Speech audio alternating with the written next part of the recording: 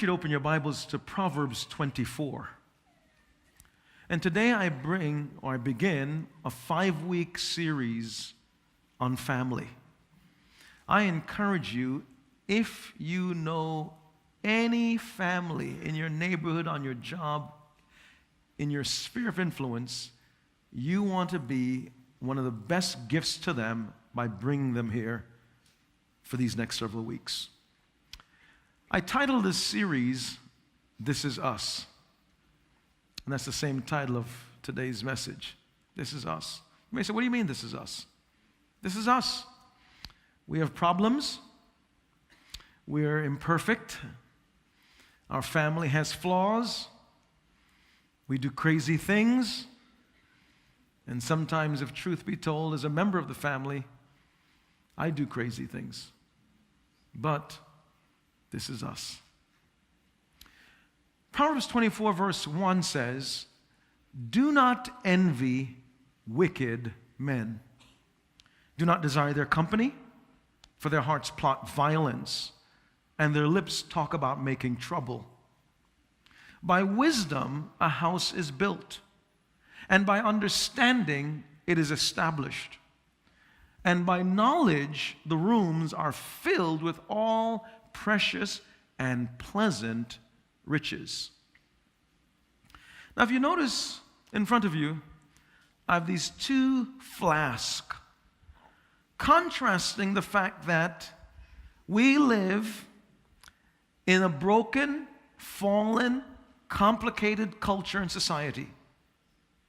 And the first two verses of Proverbs 24 makes us understand we can't allow wickedness and broken people to dictate how we ought to build a family. But yet, they're in our world. Jesus made it clear. We're in the world, but we're not of the world. So somehow we have to build our family through wisdom, through understanding, through knowledge. And so, how do we do that? Part of the brokenness of our society is just the structure of the family. In 1960, 73% of children lived with two parents who were in their first marriage in that household. Mom and dad, never been married to anybody else, married to one another, having kids in the home. 73% of the American family fit that structure. In 2014, 46% of children live in two-parent first marriage household. 15% of children live in two parents household that have been remarried. 7% with parents that are living together unmarried. 26% of children live with single parents. Parents have either been divorced, widowed, or never been married. And 5% of children have no parents that they live with. And I'm not judging, I'm simply explaining to you these are the facts. So how do we live then? How do we make wise choices so we can be able to build our lives and our families with wisdom and knowledge and understanding in such a way that in the midst of this problematic society, this confusing culture, this broken culture, that we rise above all of the allure and the pull of the magnetism to come in and live in the mud with me? May I suggest that healthy families have to build their families on a tripod or three things that anchor them so they can float above the broken culture. And one of those tripods must be commitment. We have to learn how to be committed to making commitments. See, when commitment is in your family as an anchor point, as one of those legs of the tripod, it creates this sense of security and freedom. When my wife knows that I'm committed to her, regardless of what we go through or what we have or what we don't have, and she senses my commitment towards her, and our children sense my commitment as a dad towards them, it gives them security. It gives them this sense of feeling safe. It conveys, I'm all in. I want you to see that I have eggs here. They're not funny eggs. They're real eggs that if I crack them and I had a frying pan with a fire, I can make a little omelet here. I hope you have had breakfast already. Don't long after my eggs. This is the culture. You're the egg. This is your family. I take your family, I drop it in the culture in which we live, and if your family lacks real commitment, it'll sink right in and become just like everything else. I take another egg, another family that has commitment. I drop it in the culture. And when that family has commitment, it rises above the culture. You may say, how did he do that? Don't worry about how I did that. It worked. But you have to understand the role of commitment. Are you all in? Are you vested? Are you in? Now, commitment has legs to it. There are different kinds of commitments. You'll have renters. Let me back up. Freeloaders, renters, and owners. Different disposition. We all know freeloaders. Freeloaders, they're the kind of person you take to a restaurant and they never dare try to pay the bill. They never suggest it. They never reach for their wallet, never reach for their purse. In fact, you think about the Geico commercial with the alligator and he's trying to reach for the bill. He just, that's how they are. They have this alligator arm. They never get it close to where that bill is to help pay for it. Why? They're a freeloader. And we're freeloaders in the family. A freeloader is someone who never helps to contribute to the quality of the family, the betterment of the family, the success of the family, because they're not all in. They're just looking to see what other options I have. Then you have a renter. A renter is someone who has a transactional mentality. You do good for me, I do good for you. Be nice to me, I be nice for you. No ticket, no laundry. The idea is that you have this perspective that says, look, you do something for me, you want to improve my quality of life, then okay, I'll do that for you. Scratch my back, I scratch your back. You don't scratch my back, I don't scratch your back. And so there's some people in the family that have that mentality of a renter. Then there are others in the family that have a mentality of an owner. An owner is different. This owner is saying, in essence, that, I'm not going to convey like I feel trapped or anything like that. I've made a commitment to family. I've made a commitment to my wife. I've made a commitment to my kids. Even when they're going through their turbulent years of teenage years where they hate their parents. And if truth be told, we hate them too.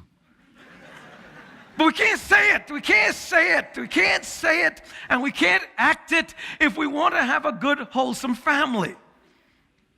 I remember this guy. He's been married for less than 10 years. And in the last 5 years, they've had 3 kids. 5, 3, 6 months. None of them are in school. Wife is staying home with them all day, and the husband comes home, and he doesn't understand why she's cranky and why she's tired. He says, you don't work? You're here with the kids, what do you do? And he doesn't get it, he doesn't get it.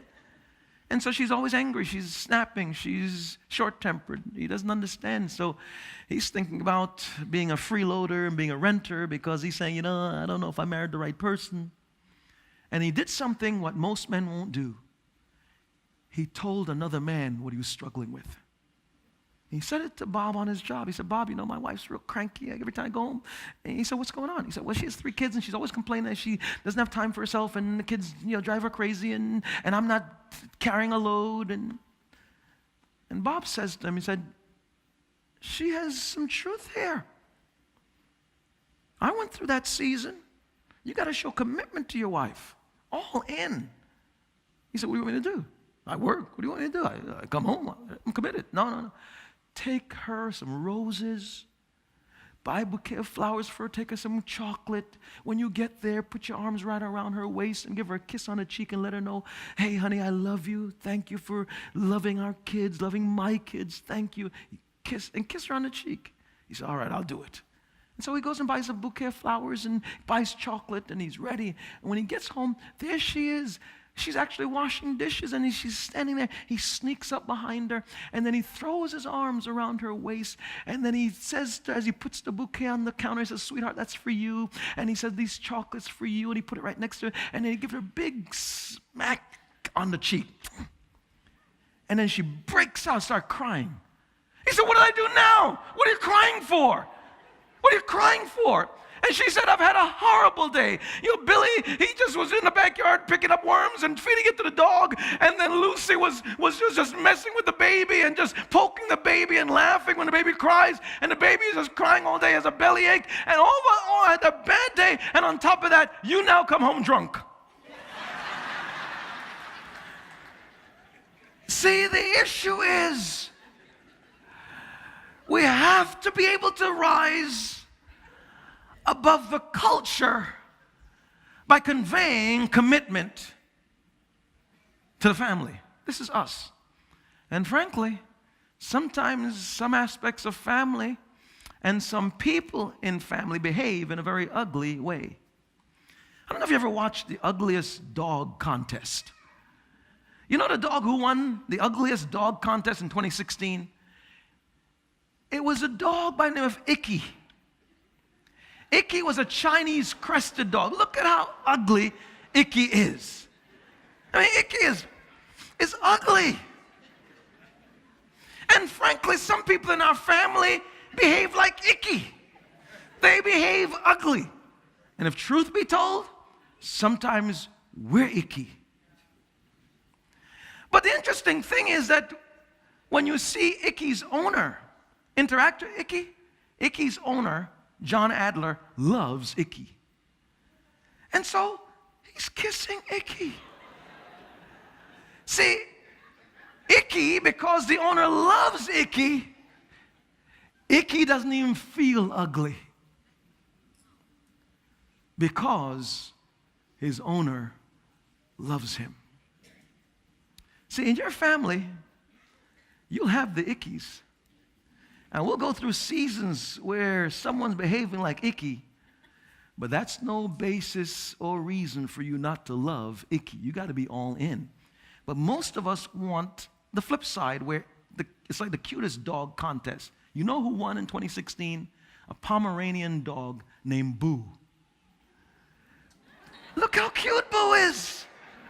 I mean, I want Boo. I'm not even a dog lover, but if my neighbor owned Boo, I'd steal Boo. I mean, I have Boo in my backyard. People won't know it's there. I have a Sheila with trees. I stole Boo because Boo looks so cute.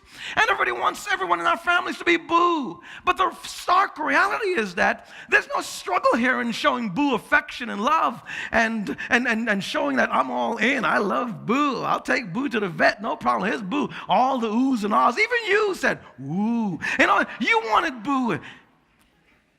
But the issue is that if we're going to demonstrate the quality that's necessary to have a healthy family amidst a broken, fallen culture that's mixed with wickedness and temporary relationships and transactional behaviors and mentality of freeloaders and renters, we have to demonstrate a biblical commitment to one another. We must be committed to making commitments, and that means then we must be all in. And if we're going to live out commitment in a practical way, it means then I must be committed to my family regardless if they're behaving like Icky or I'm acting like Icky. I must then think about what establishes commitment in the family in a practical sense. I must be able to not point finger of blame, not point fingers to accuse. Rather, I must be able to not try to run away, but I must be able to deal with the problem and not deal with the person in a nasty way. See, in the family, if you want commitment, you have to be able to say things like, please, thank you. You have to be able to say, great job. We can say those things to strangers, no struggle. But in the family, we think that if we say it, something's been taken from me. They just took out my liver. They took out my heart. Kidney was lost. No, this is your family, la familia. They must be able to feel for you a sense of deep commitment. And so I want you to understand, if we are going to rise above this murky, turbulent culture in which we live that is so temporary, people are afraid of making commitments.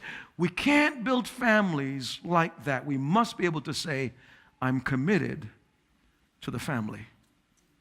And that by itself makes so much of a difference. You know what does it for my wife? Is years ago when I said to her, honey, you satisfy me. I'm not looking for anybody else. You satisfy me. And that gave her permission just to open her heart even wider to me, and gave me permission to open my heart even wider to her. Commitment in the family is critical. Not only do we need commitment, though, we also need this sense of, let me back up and tell you about Team Hoyt. You ever heard about Team Hoyt? This is a father-son team. The boy was born with cerebral palsy. Umbilical cord twisted around his neck, shut down the level of oxygen. When he was born, unable to walk. The doctor said, you need to put him in an institution because he'll never amount to anything. He'll be just unable to have any measure of intelligence. And so spare your family the grief, institutionalize him, and then just continue living. Rick Hoyt, the father, or Richard, in the abbreviation, or he likes the term Dick Hoyt, his son Rick, or Rick Jr., that is, he's made a commitment to his son, and the wife, and he and his wife, they just cared for the boy and loved him and realized he had intelligence, because whenever they moved around the room, his eyes followed them. When he was around 11 years old, they were able to get a machinery that hooked up to him, and he was able to then write letters and communicate, and they taught him the alphabet. And long story short, they're able to, he went to school and then went to Boston University and graduated. But when he was a little boy, this kid, Rick Hoyt, he wanted to run. He wanted to jog. And so he and his dad said, okay, I'm going to jog with you. We're going to go long distance run. And so they went into these endurance races, all because Rick, his son, wanted to raise money for a kid on the lacrosse team who had gotten injured and was paralyzed, and the kid thought his life was over since he was paralyzed. And the boy, Rick Hoyt, said, Dad, I want to get into a race, and let's get some people to fund the race. So when we're running, and the boy couldn't run, his father, 36 years old, learned how to run endurance races, and to date they've finished 1,130 endurance races, 32 of the Boston Marathon races, done many triathlon, the Ironman triathlon. All that because the father said, this is us. I got a son that has cerebral palsy, but he wants to run. I'm going to run, and I'm going to make this wheelchair, that makeshift wheelchair. We're going to do races. I'm going to put him in a boat. We're going to swim, and we're going to finish triathlons. Why? This is us.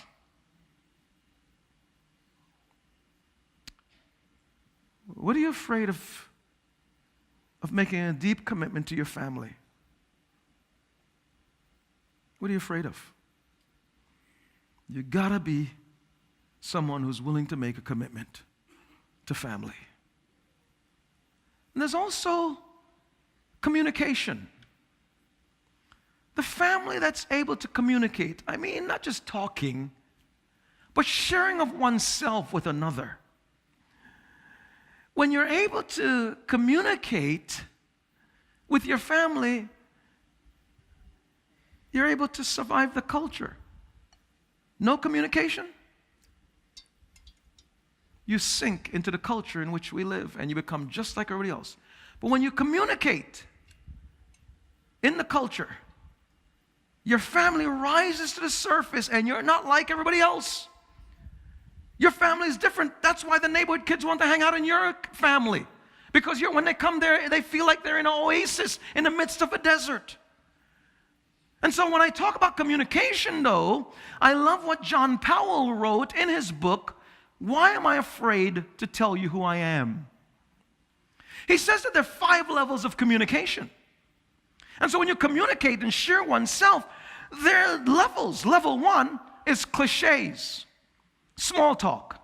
And in some families, they just cliches. How are you doing? I'm okay. How about you? I'm good. Fist bump, that's the extent of it. Level 2 communication is sharing just the facts. Where are you going? Out. When are you coming back? Later. I mean, we laugh, but the reality is that it happens. Level 3 communication is where true communication begins. It's sharing thoughts, ideas, opinions. It's sharing thoughts such as, I really would love for you to get involved in a debate team, son. Because, it'll help sharpen your skills, and you love to argue. You can be able to learn these abilities to really convince people. It's sharing thoughts, ideas, and opinions. Level 4 communication is sharing feelings and emotions. You know why I really want you to get involved in communication? Is because when I was a kid, I was bullied because I wasn't able to express myself. And I don't want you to fall into the same trap as I did. And so level 4 is when I share my feelings and emotions. Level 5 is when I share honestly about thoughts and emotions in a deeper level, and I connect. So if we're going to have family that's going to survive this broken culture, you can't not, double negative, you can't not communicate. You got to move from level 1 all the way to level 5. Camp out there. And to move into level 5 communication, you must realize healthy families, that's where they live. They live in level 3, level 4, level 5. And to get there, you have to recognize communication involves the head and the heart. The head, I listen to you. I hear your reasoning, your opinions, your mind on particular issues. I'm listening for information as to why you want something or don't want. But then I don't just listen with my head, I got to listen with my heart. I need to listen for feelings. I need to listen for values. I need to listen for sentiments. I need to listen to your emotions on particular issues. I can understand you better, and I demonstrate my deeper commitment to you when I'm communicating and listening to you when you're sharing your heart with me. So my wife and I were married for 33 years, and over the years, there are many times where I don't agree with her on specific issues, and neither does she agree with me on specific issues. But then, even though I don't agree on the facts, I'm listening for her feelings. And I want to please her because her feelings are important.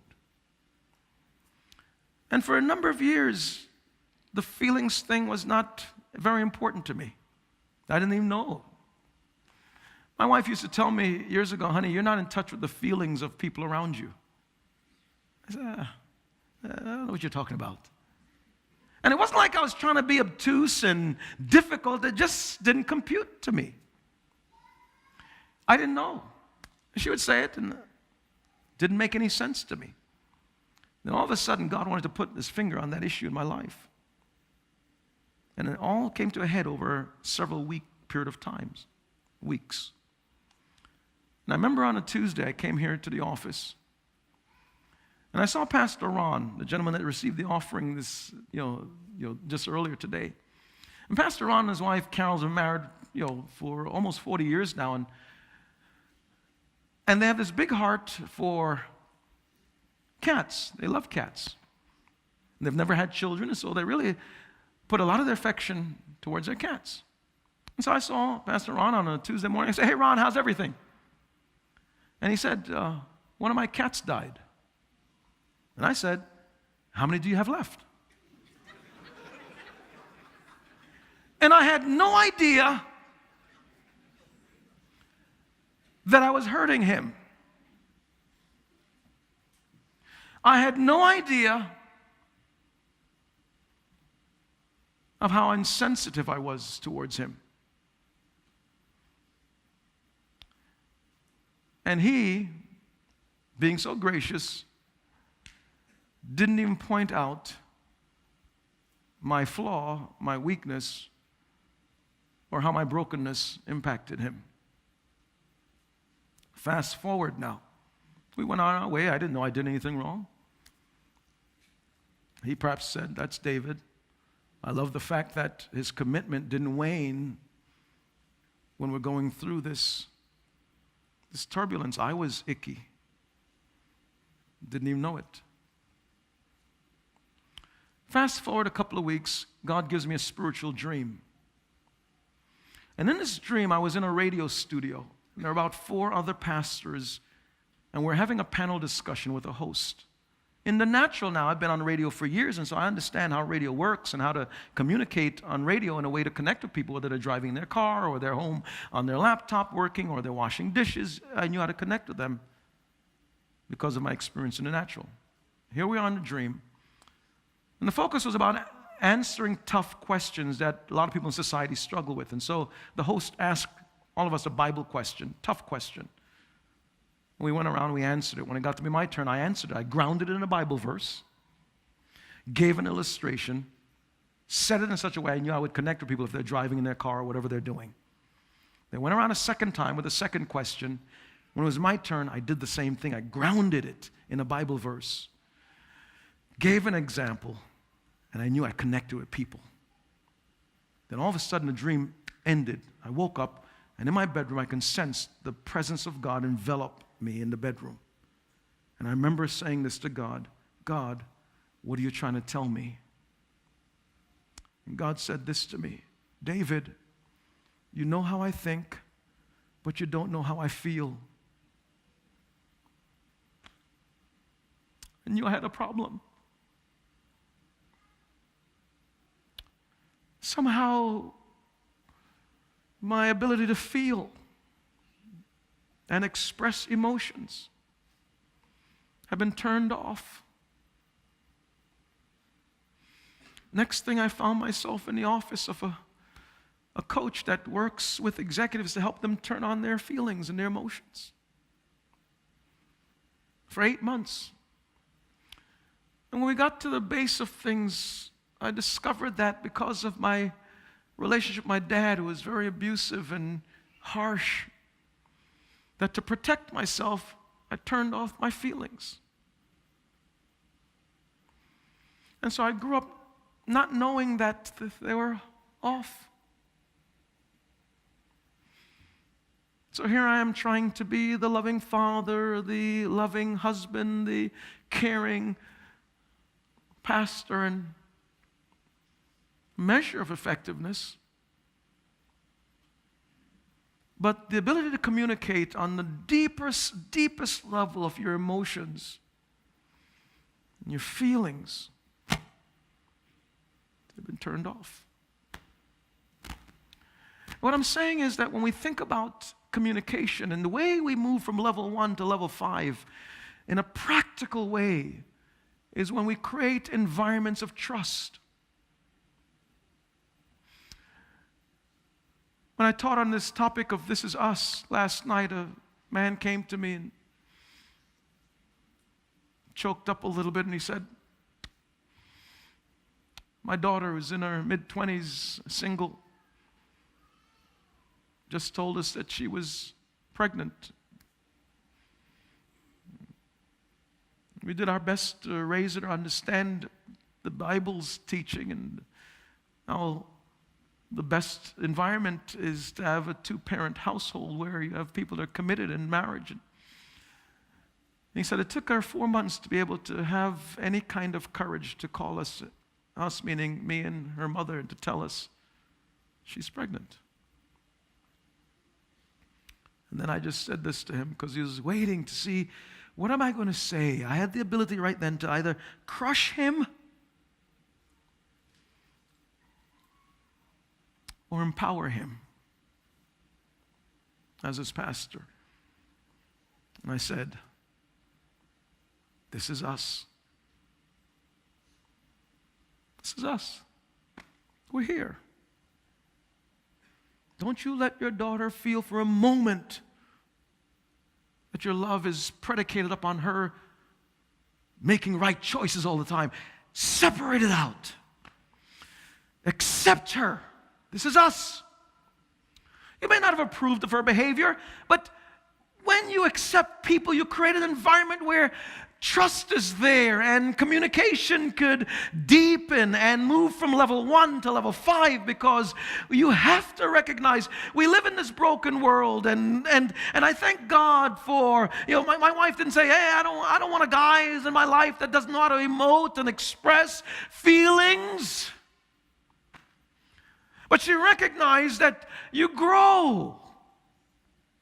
You don't stay static, and communication is necessary. And yeah, it took time, and I'd learned to turn on that knob. It's not all the way high as I want it to be. It's getting higher every day. One day I'll look like Boo. But the idea is that, when that aspect of icky is in your life,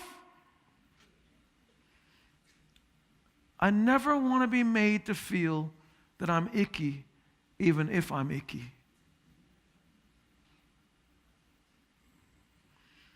That's how Jesus establishes family through us. And so you build on this tripod of commitment, communication, and then a third leg is character. Character speaks of your inner strength and your persistence to go against the societal current. Character is what Proverbs 24, verse 3 and 4 is really emulating and conveying.